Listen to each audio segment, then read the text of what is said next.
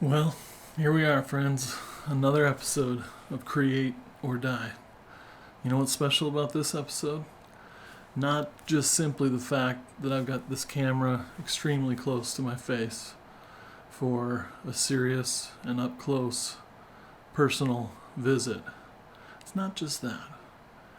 There's a lot of things that makes this episode a little more special than the usual. Okay? So, thing number one. It's episode 53, also known as season 2, episode 1. Depends on how you're counting. In addition, this episode includes 2 new songs from my boy, Wawa. Now, the human tongue cannot effectively pronounce his name, his stage name, his handle. He's the artist formerly known as Tom Cattell, but around here we call him Wawa. So check that action out. 2 new songs from him to help add a little extra flavor to this episode. So you're going to want to, stay tuned.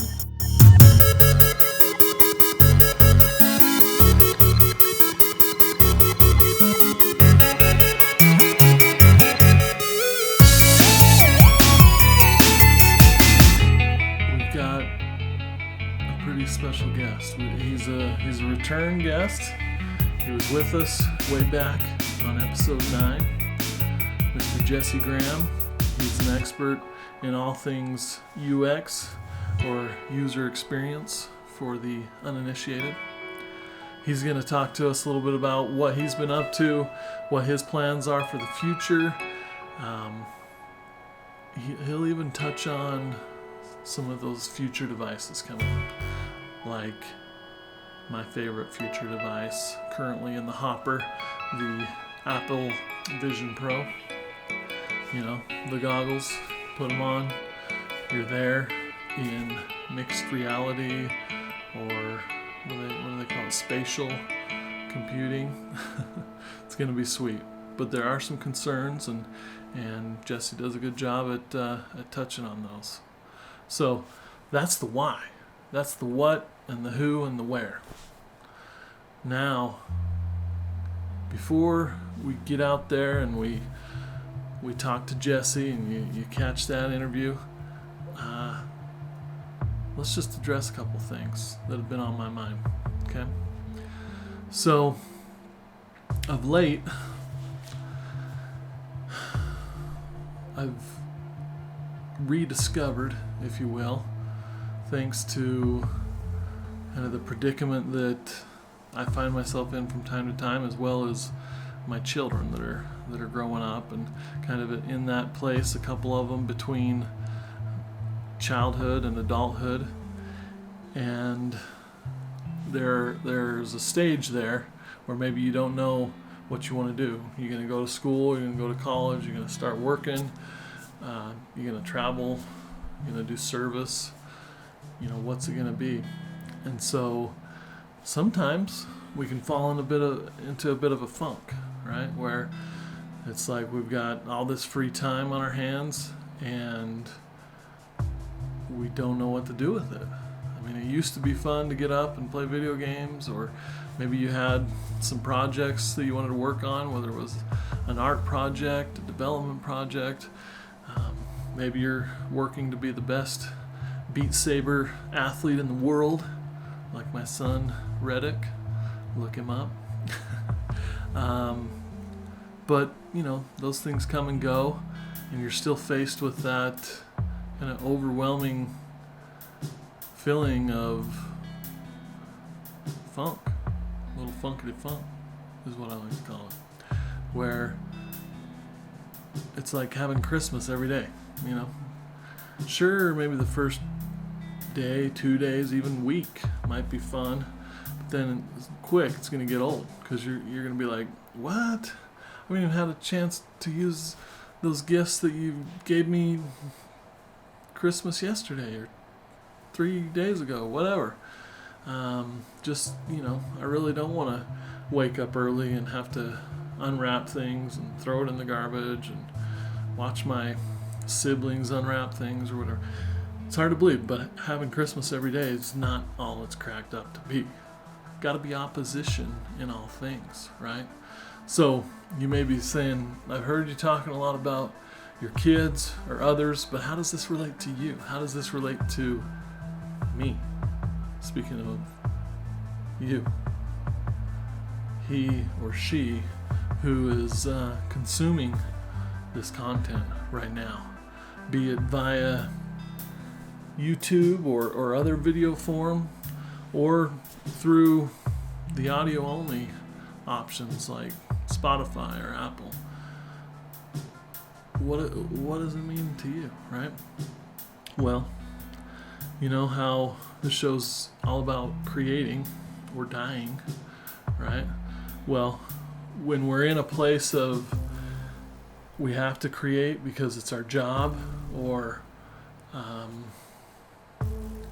we're just busy in life, maybe we're not creating, we're doing manual labor, we're at a job we hate, we're having to kind of make our way through school, be it high school or college, whatever, and having that opposition, doing those things, and like I said, it couldn't be creating for someone else, but when I get a job, I get my plate gets full, and I'm like, oh man, I love the fact that I get to help people out and create work for them or whatever, or I'm glad I have a job because it's paying the bills, which provides the necessities of life. Those things are great, but what ends up happening is because we're having that opposition, we're having the hard, and we're not able to just freely create what it is we want to create. That's when the ideas come. It's not when we have unlimited free time and no responsibilities, which is where the example of some of my kids and so many of us fall into is, maybe we've got some time off, it's Christmas break, it's summer break, you have a break, a holiday, whatever, and leading up into it, if you're like me, you get all jazzed, like, yeah, this is the time where I'm going to put together this masterpiece of motionography or whatever. I'm going to finally create that animated short that I can put on the YouTubes or submit to Netflix or whatever, and they're gonna be like, where have you been all of our lives? We're gonna put this show on right now. And you get all pumped for it, and then maybe the first day you're like, okay, it's Christmas break, I've got to help get ready for Christmas, I'm gonna immerse myself in the season, and spend time with the family, whatever it is. And then another day goes by and you haven't worked on that thing, and next thing you know, your break is almost over, and you're like, I'm not going to be able to do this to the level that I was hoping. I'll just get started, and things will have to be set aside because it'll be time to go back to work or school or whatever. And so it's a tricky thing. What's the answer exactly? I don't know. Or do I? I've got my theories. Okay. So when you've been put through this enough and you've been pushed to the limit, maybe it's on the daily, you go to work, you come home, spend a little time with the family, do your thing, and then another day goes by and you haven't been able to do your own creative outlet. Well, it starts to wear on you. But while you're at work or at your school or whatever the hard is that we just all gotta do, right? And inspiration strikes, then, grab a scrap piece of paper, write it down, do a little doodle to remind yourself, like, okay, I'm gonna do that. I'm gonna at least start it. And just remember, good things, awesome portfolio worthy things that people on the socials are gonna say, wow, that's cool, that deserves a like, that deserves a share, a save, whatever. Those are things that take a long time. So sure, you'd like to be able to knock something out in an evening and have it go viral, but that's a little on the less likely side. So it's all about, you've decided you want to do something, you just chip away at it little by little. Next thing you know, you turn around and you've put 100 hours into this thing and you float it out there and it gets more attention, be it on social or stands out in your portfolio. It teaches you something that can help you in your day job if you're lucky enough to create and do what you love for the dollar bills. So, wow, I've been talking. I went on this tangent. You're like, what happened to that guest we were gonna have? We don't want to hear from you, Ike. I don't believe that. I don't believe that for a second. You're here because you haven't been completely alienated by me as of yet. So I thank you for that. Keep on coming back. And without further ado, let's go ahead and roll this little 20-30 minute exchange between Mr. Jesse Graham and myself. All right, Jesse, thanks for coming on the program again. You joined us way back on episode 9. Here we are, wow. First episode of season 2, which technically is episode 53. Yeah. Kudos to you, man. You've broken the threshold. I'm proud of you. That's right. I know I couldn't do it. That's awesome. Oh, I don't believe that. I don't believe that for a second. But I'm doing it, and it's a train wreck, but we're just gonna keep on pushing through. And no, it's been fun. But in preparation for this call, we've known each other, like I said, for a long time. I know you're passionate about UX, so we'll want to touch on that, but we may get into other random tangents in the short time we have together.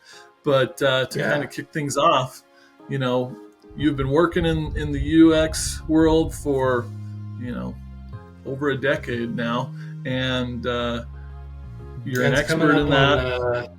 Coming up on 16 years. 16? Wow, 1.6 decades. Awesome. It's ridiculous. So tell me a little bit about what makes you tick in that realm. Are you continuing on that journey? You've continued to find passion there? Yeah, I absolutely am. As you know, UX there's a lot of problem solving. And I'm definitely the type of person that loves to solve problems. You could ask any family member if they come to me for if they want to vent or anything like that. Yeah. I have a hard time sitting there and listening to their problems without wanting to jump in and try to solve it. Here's like, the let's solution. Do this. Yeah. Let's fix this thing. And try to give them advice on how to solve that problem. And so for me, I definitely always find, I think I will always find passion in UX because of that reason. It's that problem solution relationship. And it's been interesting because there's, as I've gone on from day to day and month to month, year to year, there's so many problems that are in the world right now where technology is not necessarily the solution. And I think that what people are trying to do is not look at it's like they're having a hard time separating the two, right? Where it's like they're looking at a problem in the world and they're like, I think this technology can fix it. And sometimes, technology can't fix that problem. So I don't know if that's something that you've noticed yourself. Yeah, certainly. I this takes me back to 16 years ago or so when we, maybe it wasn't quite that far, but when we were working with a client and mentor of ours, Jane, she she was hyper kind of sensitive to the issues with UX in the real world. Like, I never thought about it, but until she mentioned it, but just like driving around, the wayfinding, the signs, it's like, oh, there's been a few accidents here. Let's put up 4 more signs to just make it clear, like stop on red, don't turn here, and that just drove her crazy. And so that's the example that kind of sticks out in my mind. Well, and it's interesting that as you bring up that example, oftentimes people don't think about, because UX is like, to me, is a before, middle, and after, right? There's stuff that people are going to do before, that prepare them for that middle piece, whatever that is, whether it's driving or they're taking on technology for the first time, or going into a restaurant for the first time. Like there's this preparation that happens before that middle piece, and then after that, there is a lot of opportunity for companies, businesses to follow up, right? Yeah. Follow up to me is like, it's gold. It's key. It's like that key piece where, because if they had a poor experience, if you're not constantly communicating with them after or outside of that, whatever that middle experience is, then you are, you're missing a huge chunk of opportunity to be able to, continually check in on them and open that communication so that you can get that feedback that you need to make that middle experience a whole lot better. Yeah, no, that makes a lot of sense. And then from like a return on investment or monetization of what it is we do, in most cases, correct me if I'm wrong, the prospective consumer or your audience or whoever isn't necessarily going to bite on, whatever it is you're selling, the call to action, like in the middle section. And they may find it interesting, but they're getting pulled in a million different directions.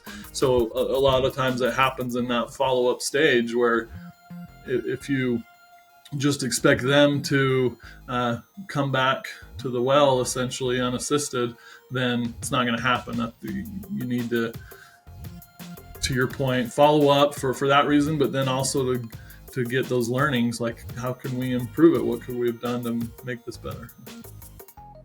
Yeah, 100%. I mean, it gets overlooked all the time. Yeah. And, it's like,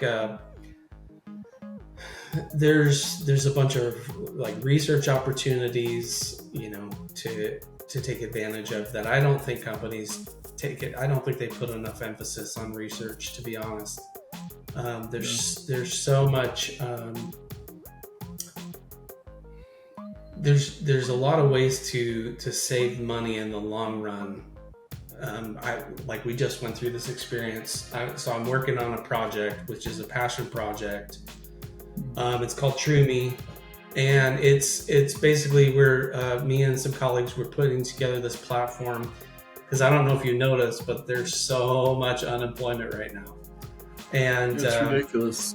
Yeah, I mean, and I think that we could talk a lot about that and some of the things that I've been seeing, especially through this project, but the goal is to build this platform to help people stand out, right? One of the things that we're learning is that especially now. I mean, before it was just resumes and like your pieces of paper. Recruiters were spending like 8 seconds to see if you're even qualified before they set you up with a screening interview. Yeah. Things like that. And so we're just like, maybe there's an opportunity here for people to be able to showcase themselves, to show off their personality, right? To show who they are, and to do it in kind of like a I don't want to say threatening, but like it's like a non-threatening way. It's kind of like what we're doing now, like we're having this conversation, and you and I know each other very well, but if you and I had never met before, the fact that you're wearing a hoodie and have a hat on, and I got my t-shirt, and we got our stuff behind us and all that type of thing, we're able to see we're able to interact more as people. And so, especially with the introduction of like AI and stuff that's starting to come on board with, how all these, big companies are going to start sifting through all the talent. And, there's worry about the humanity being lost. Yeah. I don't know about you, but when I was working for, a larger corporation, I just felt like a cog. I didn't feel like a person. Sure. And right now there's a lot of people who are desperate about things, about, getting jobs. But at the same time, they're not really being seen. They're not really able to put their best foot forward because, it's either just a piece of paper or it's a LinkedIn profile or something to that effect, right? Which is all fine and good. There's nothing wrong with those, but when you don't have, when everything looks the same, when you're not able to make yourself stand out or do things in a way that is, that showcases your personality and who you are, in a low pressure, type of environment. Because when I interview, I am not the same person when I interview as when I'm on the job. Yeah. Meaning my interview skills are terrible. Like when I'm at, because it's high pressure and you're just like, I want this thing so badly. And I need, it's like, I need to say what I need to say to you're not yourself, And I think that a lot of times people, they need to be able to showcase themselves. Anyways, long story to kind of bring it full circle around what we're finding through our research is that people are very worried about. So we built this platform, right? We built this platform in this basic profile, and you could share it with, you can get this external link and you can share it with anybody, any hiring manager or recruiter or whoever. Yeah. So that people can look at your profile, learn more about you, and you can record videos and things like that. Where people, it's just such a huge lift for them for whatever reason, and to no fault of their own. It might be a personality thing or whatever. Yeah.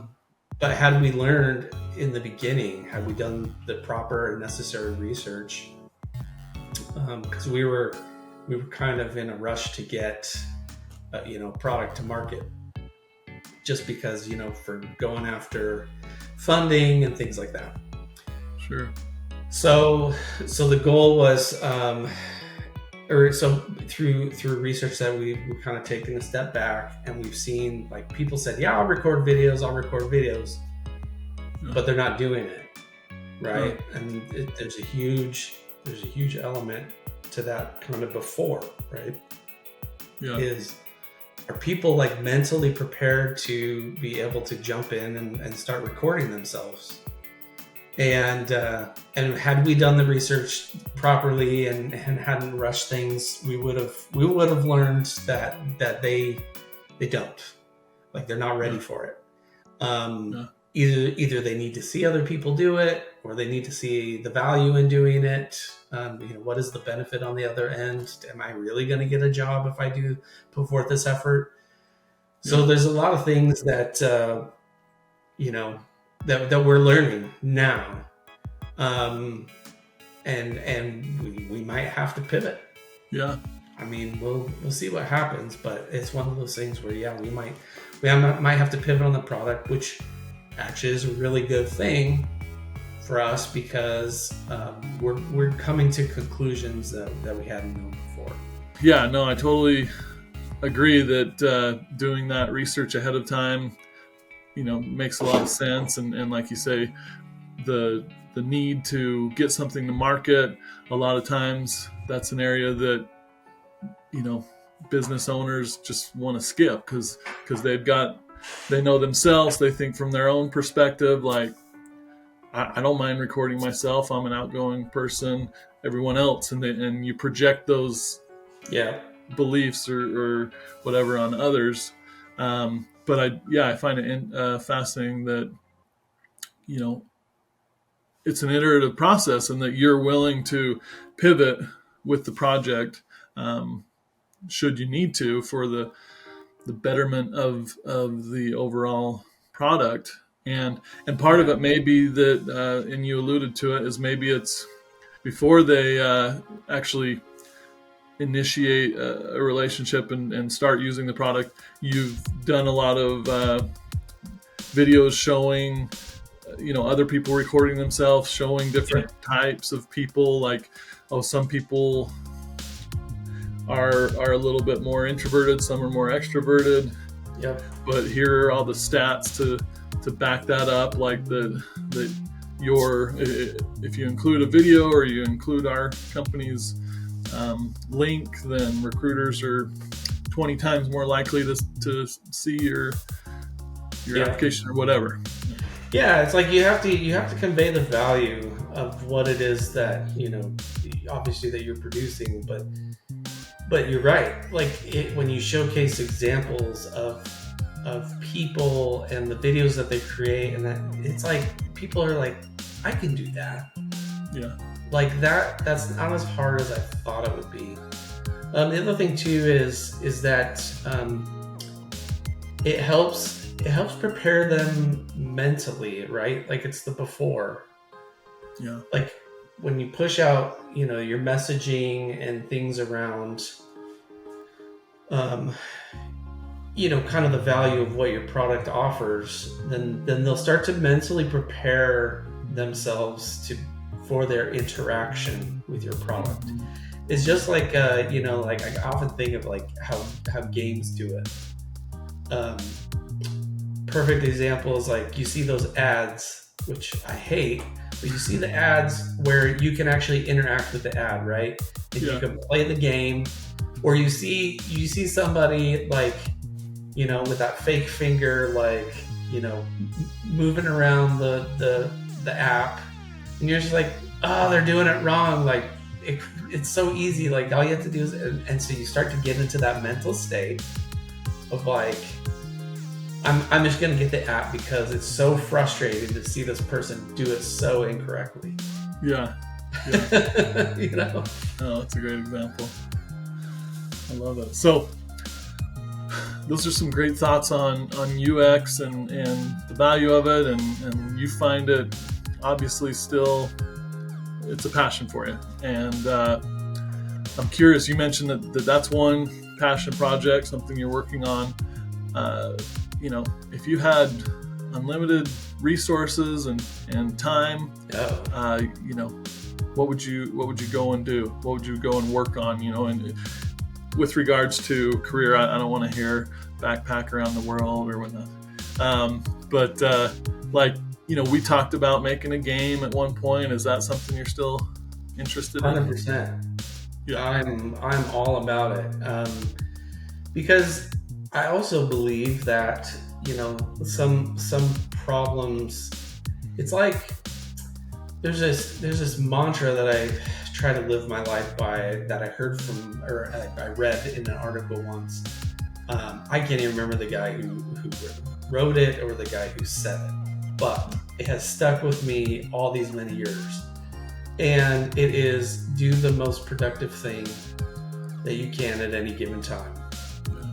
And sometimes doing something for fun is the most productive thing that you can do. Sometimes you need to go out onto the golf course, or you need to work on a passion project, or you need to work on I'm working on a slowly but surely been working on a board game with my daughter, my 17-year-old daughter.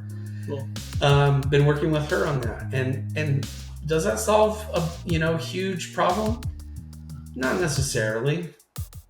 And maybe it's it brings joy and happiness to individuals who need to break from everyday life, and so they can kind of transition out of life and go back to fantasy land or whatever, right? And I think that's what video games do for some people. Like, they just need to take a break. And but it's definitely a project that I enjoy doing, and I'm able to bond with my daughter over it, and we can have a fun time talking about strategizing and practicing, or coming up with these like little prototypes and figuring out gameplay and all those types of things. And then once we figure all that out, right, there's going to be that next step of being able to sell it, and what that looks like. And as a result of what we've been doing, one of my sons, he came up with his own card game. Okay. And so he's just like, Dad, hey, can you help me out? Like, I wrote all the rules. I got it all figured out. I know, generally what I want the cards to look like and stuff. But he's just like, can you help me out with this game? And I would like to sell it. And it's actually a really fun game. Like, yeah. I was shocked at how fun it was. Because him and my oldest son, they were they would bring up a deck of cards with them, like almost everywhere that we went as a family. And they would play this game, just to either pass time if we were going out to eat or something. But they would just play this game and I'm just like, it's crazy, like, that you came up with that. I mean, the mind is just amazing how it works, and the way he produced it, I'm just like, I never would have come up with something like that. I never would have thought of that. That's awesome. And yet it's so much fun to play. So I think sometimes that you definitely need, we're human, we're imperfect. We need rest. We need, sometimes you need that mental rest and to do the most productive thing. And sometimes vacation is it. No, I love that. How you talked about that mantra of yours to do the most productive thing at the moment, and that sometimes that is going to the golf course or catching up on sleep, because sometimes we're, we know we're supposed to be working right now, but our output is just next to zero. And if we could just go take a 20-minute power nap and come back and be 10x what we were before that power nap, then it makes sense. 100%, yep. And then to your point about what you're creating with your kids, with games and things, I can't remember the exact quote, but it seems like Pixar has a similar mission or whatever, like something along the lines of the nobility of entertainment, or how important that is, and that they're actually doing a service to the world to provide good quality entertainment. Just think about how much we learn as we're developing, as from children to adults, as a nation or country. Now, one example is the TV show 24. I don't know if you watched that. Oh yeah. Yeah, but there was a black president, and that was well before Obama. And then because of this popular show, and I don't know if it had an effect on it or not, but it just... I'm sure it did in some form or fashion, for sure. Yeah. For sure. Yeah, but it's just like, oh, wow, that really works. And we can, our unconscious biases from the past that, America will never get past this. And I don't want to get political here, but that's just one thing that I think, one small example of how entertainment can, do good on a larger scale. Well, it's like Battlestar Galactica, right? Yeah. It's got the female president. Yeah. So, It's bound to happen because you look at it and it's like it's presented in such in this it's futuristic, right? Yeah. Yeah. And so it becomes becomes a talking piece. It also becomes one of those things where it's not an if but more of a when, right? It because it starts to help us mentally prepare for what could happen in the future and be more accepting of it. And so it's interesting. It's Yeah. really Or interesting. look at Star Trek. How many of those technologies can be attributed to the tools we use today, like the cell phone and different things that. I want to be able to beam up to wherever, man. Just transport me wherever. I'm ready. I'm sick of driving places. No, for real. Well, that's awesome. So speaking of, with the few minutes we have left, about new technologies and the future, and I think when the iPhone came out, it changed our jobs dramatically. Here's this new device that we had to figure out how to create for, and now Apple's doing it again with the Apple Vision Pro. And sure, Meta or Facebook and other companies have had headsets for a while, but what are your thoughts, predictions on that front? Well, have you ever seen the movie Surrogates? I don't think so. No. You should check it out. Okay. It's with Bruce Willis. Okay. So there's a part of me that is really excited about it. Yeah. There's another part of me that is not. Yeah. Sure. I'm kind of on the fence because there's a lot of really cool things that could be done, especially for. So one of the things that I think would be amazing, especially once they become affordable. Yeah. Is being able to teach people at a distance, right? Yeah. So whether it's learning languages or if somebody from another country wants a degree from a college in the United States or that type of thing, there's a lot of amazing opportunity for what that technology can produce. Yeah. On the flip side, there's a lot of opportunity for a lot of negative things to happen as well. Sure. People can become addicted. They can live their entire lives inside these things. Everybody walking around like they're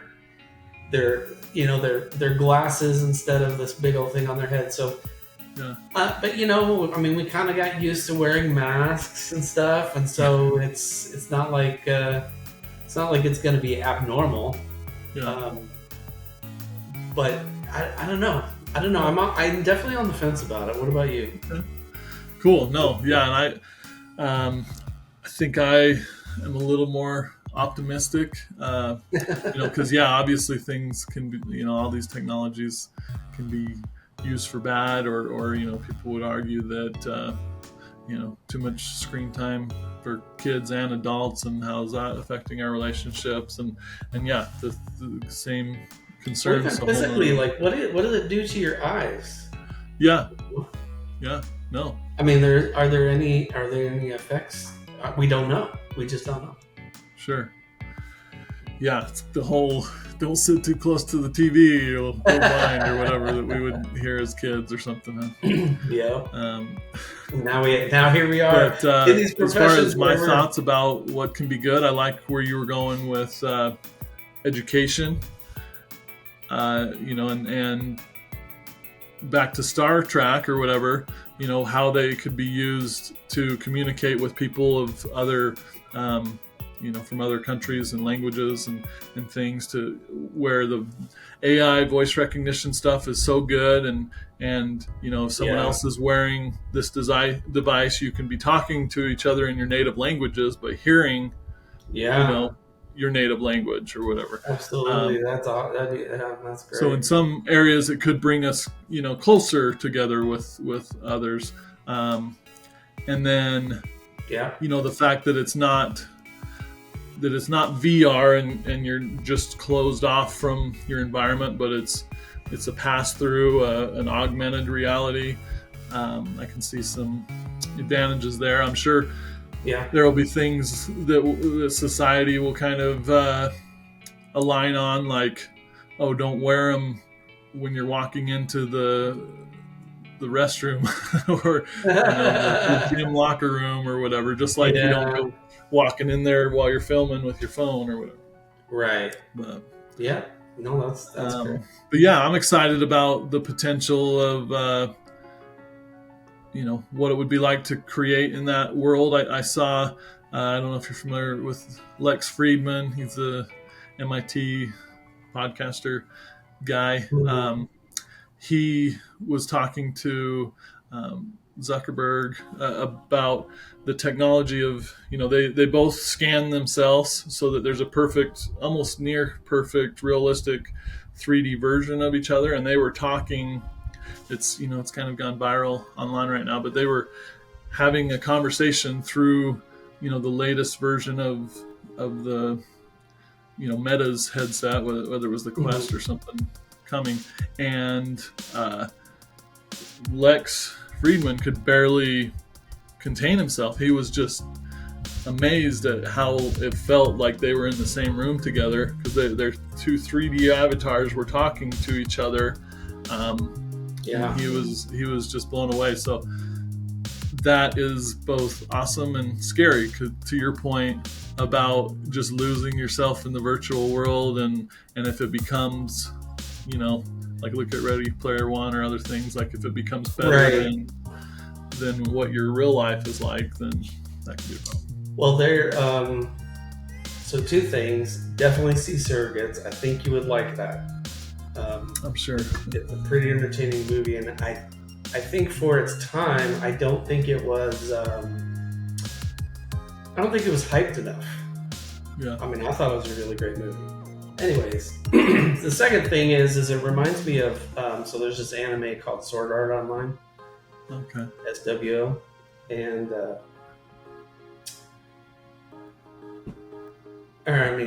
not SW, SAO. I'm going to get people mad at me. Yeah. Correct that. But one of the things is it was this whole fantasy, right? Everybody would plug in to play, and they would be lying on their beds, and they would go through this like huge fantasy. They would fall in love with each other's avatars, all this kind of stuff, and and it was just interesting to see where it's like this kid was just lying on his bed all day. Like, he never went out into public. He never went out and did anything. He just would lie in his bed all day. Wait, come out of his virtual coma, if you will, and then go eat dinner and then go back in. And it's just one of those things where it's just like, I hope that people can have enough common sense to recognize that this new technology shouldn't become life. That they should still, because we're losing a lot of humanity, and that's one of the things that we're finding out through the use of so much technology these days. Is like the humanity of everyone is just starting to slip, and it makes me sad to a degree. Yeah. Well, I'm sorry that we had to take it there for you and end on a low there. I made Jesse a little sadder with this conversation. No, but this has been good, and I think I tried to get us off on some tangents, and it keeps coming back to UX in the end. That's what everything is, I guess, if you really dissect it. We do need to do our game, though. You know me, I've always been like, every time I check in with you, I'm just like, when are we going to do the game? Yeah, no, you're right. It's okay, almost every time, not every single time. Pretty much every time it's on me. So awesome. We'll do it. We'll get it. Yeah, we'll get there. We'll get there. But thanks so much for coming back on the program, taking some time out of your busy day. I hope Thanks for here it having is me. Friday. I hope you have an awesome weekend, my friend. Yeah, you too. 3 days, baby. What? Yeah, I'm excited. Okay, we'll see you, Jesse. I'd like to thank Jesse once again for coming on the program. It's always a pleasure. You reminded us that UX is in everything we do. It's not just software. It's not just that app on our phone or on our desktop, our laptop, even the TV. It's the experiences we have every day with life. We talked about the example of road signs and the over communication, and just throw a sign in there to help prevent mistakes, accidents as they call them on the road, right? And it gets to be ridiculous. Don't turn here, stop here, and then again another sign, no, stop here for reals, people crossing, don't enter this area, but there's a place right next to it where you can enter, and it's confusing. And if you're in Utah, got all kinds of crazy little go this direction, do a U-turn, and then get on this uninterrupted road straight onto the freeway. It's just craziness. And I'm sure there's been all kinds of models run and whatever that show that this is the optimal way to get things through. And here I am, not an expert in that field, being all critical of it. But like Jesse described, the current project he's working on, where he thought, yeah, everybody's going to want to sit down, record a video of themselves, share it with the potential hiring managers, and first, obviously, the recruiters, and things will be hunky-dory. We'll be making money hand over fist. But like so many of us, we just assume that our user is going to be someone who likes to get in front of the camera, or who feels comfortable, or might know what to say, doesn't over analyze it and have to take 400 takes to the point where they come across not good on camera. Who knows? But how do we fix that? We talked about that a little bit on the program. So you can tell it was a good conversation. So if you didn't catch it all, which I don't know how you could, because Jesse was slinging them knowledge nugs a mile a minute, then give it another watch. Use it as a discussion catalyst for you and your team. Yeah, I can see that. Subscribe to the Create or Die podcast. Incorporate it into your weekly staff meeting, and then discuss amongst yourselves. Do we like seeing Ike so close up? I'm a little uncomfortable about it, but guess what? I don't care.